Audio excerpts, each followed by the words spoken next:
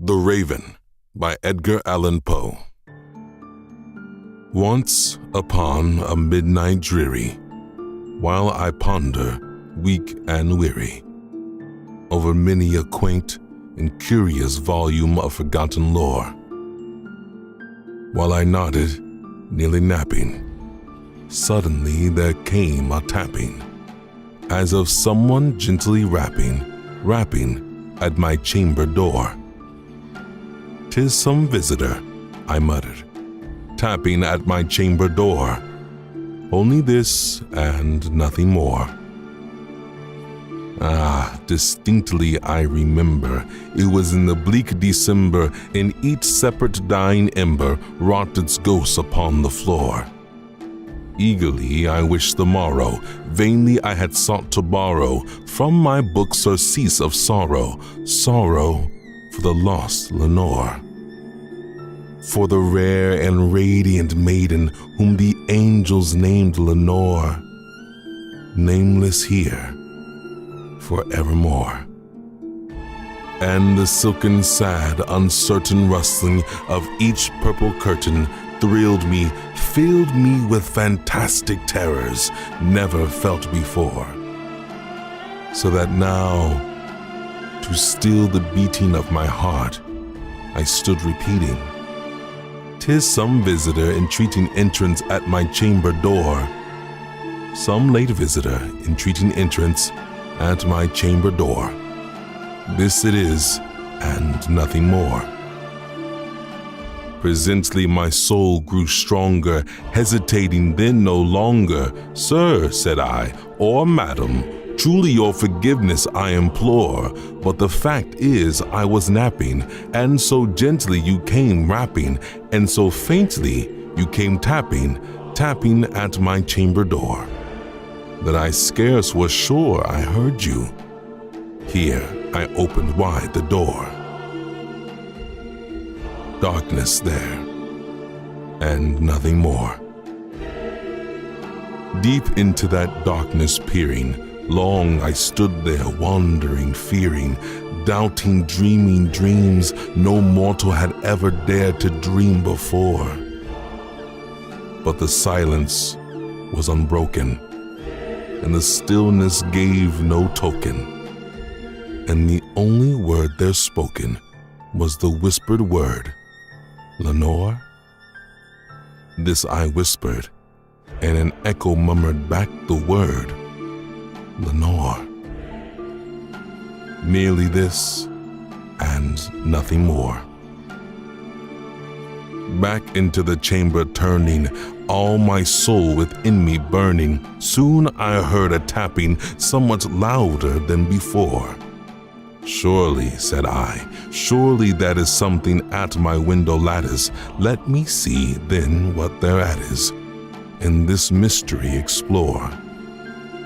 Let my heart be still a moment, and this mystery explore. 'Tis the wind and nothing more." Open here I flung the shutter, when with many a flirt and flutter, in there stepped a stately raven of the saintly days of yore. Not the least obscenence made he, not a minute stopped or stayed he, but with mine of lord or lady perched above my chamber door, perched upon a bust of palace just above my chamber door, perched and sat, and nothing more.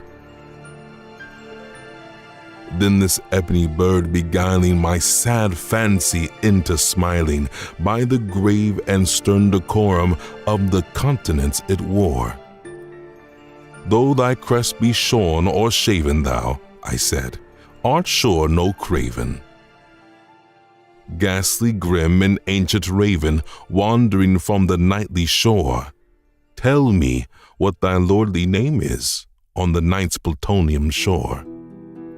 Quoth the raven, "Nevermore."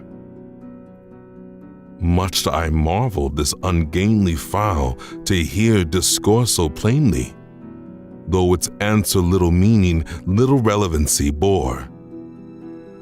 For we cannot help agreeing that no living human being ever yet was blessed with seeing bird above his chamber door, bird or beast upon the sculpted bust above his chamber door, with such a name as Nevermore. But the raven sitting lonely on the placid bust spoke only that one word, as if his soul in that one word he did outpour.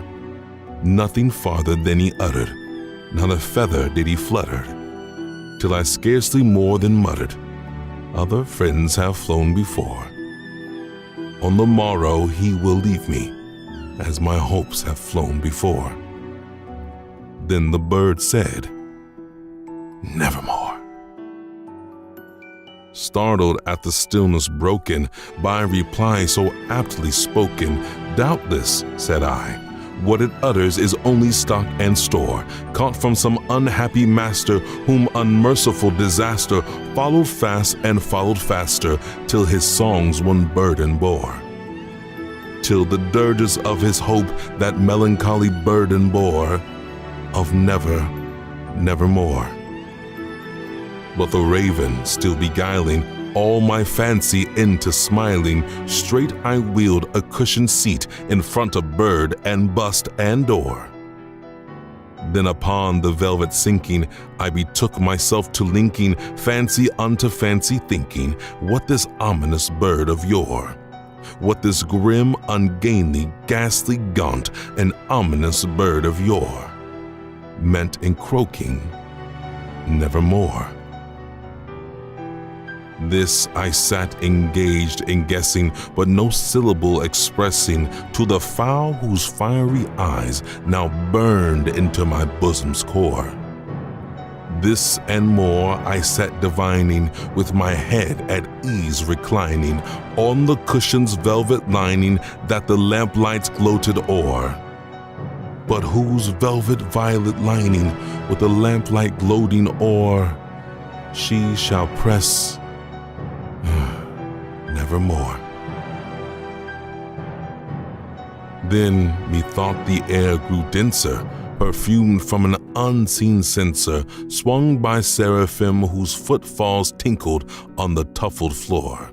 Wretch, I cried, thy God had lent thee, by these angels he had sent thee, respite, respite and nepenthe from thy memories of Lenore. Quaff, oh quaff this kind nepenthe and forget this lost Lenore. Quoth the raven, Nevermore. Prophet, said I, thing of evil, prophet still if bird or devil, whether tempter sent or whether tempest tossed thee here ashore, desolate yet all undaunted, on this desert land enchanted, on this home by horror haunted, tell me truly, I implore, is there balm in Gilead? Tell me, I implore. Quoth the raven, Nevermore. Prophet, said I, thing of evil, prophet still if bird or devil, by that heaven that bends above us, by the God we both adore. Tell this soul with sorrow laden, if within the distant Aidenn, if shall clasp a sainted maiden, whom the angels named Lenore. Clasp a rare and radiant maiden, whom the angels named Lenore. Quoth the raven, Nevermore. Be that word our sign of parting, bird or fiend, I shrieked upstarting. Get thee back into the tempest of the night's plutonium shore. Leave no black plume as a token of that lie that soul hath spoken.